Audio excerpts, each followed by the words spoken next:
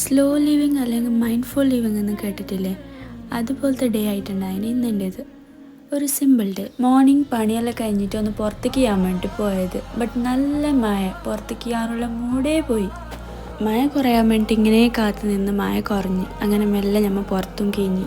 അങ്ങനെ പുറത്തേക്ക് കഴിഞ്ഞിട്ട് നമ്മളെ മൈൻഡ് റീഫ്രഷ് ആവാൻ വേണ്ടിയിട്ട് നമ്മൾ പെരലായ ഒരു ടെൻഡർ വാട്ടർ കുടിച്ച് എന്നിട്ട് നമ്മളെ പെരിൻ്റെ ചുറ്റുള്ള ഒരു പ്രകൃതി ആസ്വദിച്ചിട്ട് പേരാന്നിട്ട് ഇങ്ങനെ നടന്ന്.